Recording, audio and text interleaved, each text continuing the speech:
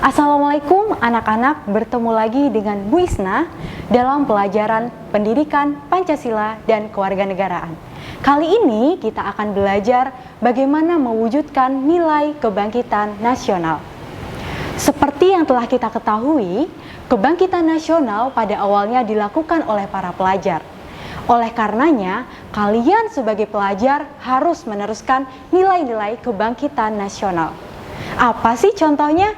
Di antaranya, kita dapat mengubah diri menjadi pelajar dan remaja yang lebih baik, sehingga kalian dapat memberikan rasa bangga bagi keluarga, sekolah, bangsa, dan negara. Tahukah kamu, pemerintah mencanangkan Indonesia Emas di tahun 2045. Kalian yang pada saat ini berusia 13 sampai 14 tahun, pada tahun 2045 berusia 41 atau 42 tahun. Maka, kalianlah yang akan menentukan keberhasilan Indonesia Emas tersebut. Tentunya, keberhasilan tersebut tidak dapat tiba-tiba, tetapi melalui usaha yang dilakukan mulai saat ini. Anak-anak, kali ini Bu Isna akan menayangkan dua video. Video pertama mengenai perilaku remaja yang melakukan kekerasan di jalanan. Video kedua menggambarkan pelajar yang berprestasi. Yuk kita simak dan cermati video pertama berikut ini. Polisi kembali mengamankan satu remaja berinisial S atas kasus tindak kejahatan jalanan yang menimpa HAD 19 tahun Sabtu 1 Januari 2022 lalu. Remaja berusia 19 tahun itu kini telah ditetapkan sebagai tersangka oleh pihak kepolisian dalam kasus tersebut. Di hadapan polisi, remaja asal Piungan, Bantul ini menjelaskan tujuan dirinya bersama teman-temannya melakukan penyerangan terhadap HAD. Dengan kepala tertunduk, S mengakui pada malam pergantian tahun kemarin kelompoknya hendak mencari seseorang di Keparakan, Mergansang, Kota Yogyakarta. Seseorang tersebut berdasarkan pengakuannya baru saja memukul adik dari teman dekatnya yang tak lain adalah tersangka utama dalam kasus penganiayaan di Danurejan ini. Mereka lantas melakukan sweeping atau menyisir pada malam pergantian tahun untuk mencari pelaku pemukul adik dari tersangka utama itu. Bukannya bertemu dengan orang yang mereka cari, rombongan tersangka itu justru berjumpa dengan rombongan korban. Mereka berpapasan dan diakui oleh S, salah satu dari rombongan itu memaki korban dengan kata-kata yang tak patut. Setelah itu terjadilah cekcok antara kedua kelompok tersebut hingga berujung pada pelemparan benda keras hingga dugaan adanya pembacokan. Dari pengakuannya, S baru pertama kali ini melakukan aksi kejahatan jalanan yang mengakibatkan korbannya terluka. Kapolsek Danurejan, Kompol Wiwik Haritulasmi saat jumpa pers mengatakan proses penangkapan S bermula dari rekaman kamera closed circuit television atau CCTV yang memperlihatkan aksi kejahatan jalanan itu berlangsung. Kemudian polisi melakukan penyelidikan dan mengarah pada tersangka S yang diketahui sebagai joki atau pengendara sepeda motor dari kelompok tersebut. Dengan tertangkapnya S, kini polisi masih memburu satu pelaku lainnya yang ditenggarai menjadi tersangka utama yang melempar korban dengan benda keras serta dugaan penggunaan senjata tajam. Namun terkait dugaan menggunakan senjata tajam, pihak kepolisian belum membenarkan informasi itu sebab polisi masih menunggu hasil visum dari tim medis. Kapolsek membantah jika kejadian kekerasan jalanan di Jalan Rono Digdayan Bausasran Danurejan Kota Yogyakarta ini adalah aksi kelitih.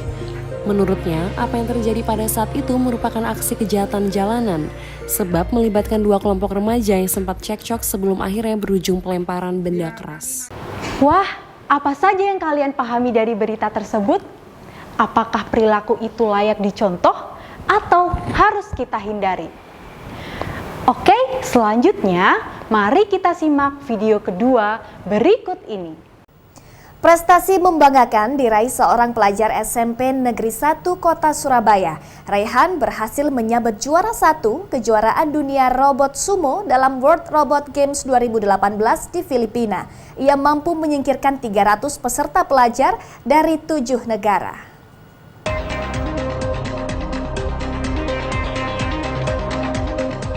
Raihan Maheswara, siswa kelas 1 SMP Negeri Surabaya ini berhasil menyabet gelar juara 1 World Robot Games 2018 kategori Sumo Bot Junior di Tagaytay City, Filipina, Oktober lalu.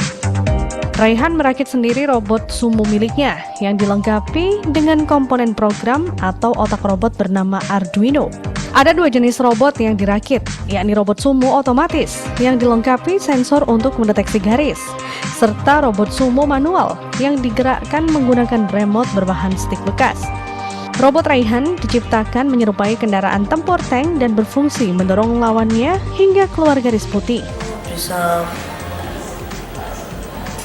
bergerak menggunakan RC dan ada juga yang auto, gerak sendiri tapi diprogram. Atas prestasi internasional ini, pihak sekolah berencana semakin mendorong siswanya berinovasi dalam bidang robotika. Sekolah memberi dukungan penuh, memberi dorongan penuh untuk anak-anak yang akan mengikuti lomba baik tingkat kota, tingkat provinsi, nasional maupun internasional.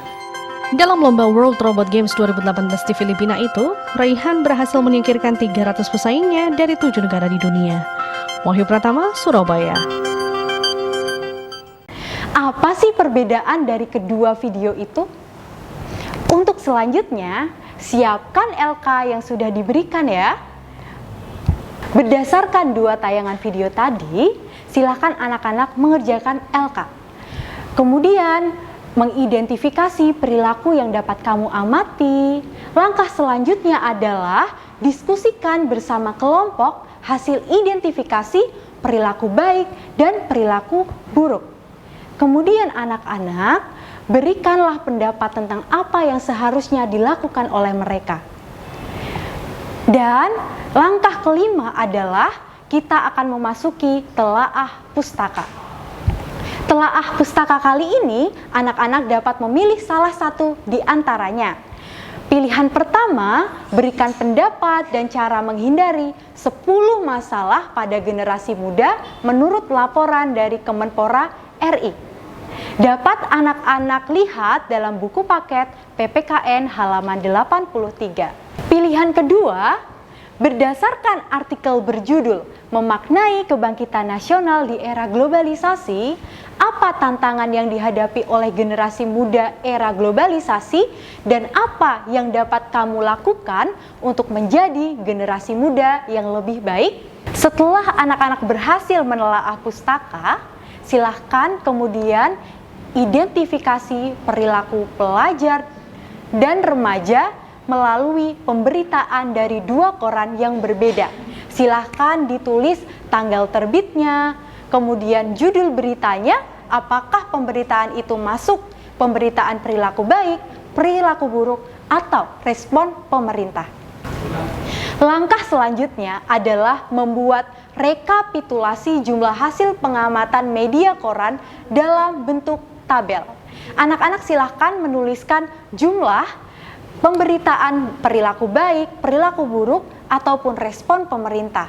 Langkah selanjutnya, buatlah grafik hasil pengamatan rekapitulasi dalam media koran tersebut. Kemudian, buatlah kesimpulan dari hasil pengamatanmu dan diskusikan dengan kelompok untuk menentukan solusi menyelesaikan permasalahan yang telah diidentifikasi. Nah, kemudian silakan anak-anak melakukan refleksi apa yang telah kamu pelajari dalam pertemuan kali ini, kemudian apa hal baru yang kamu ketahui, dan menurut kamu bagaimana pembelajaran ini? Apakah menyenangkan atau sangat menyenangkan? Terima kasih, selamat mengerjakan. Wassalamualaikum warahmatullahi wabarakatuh.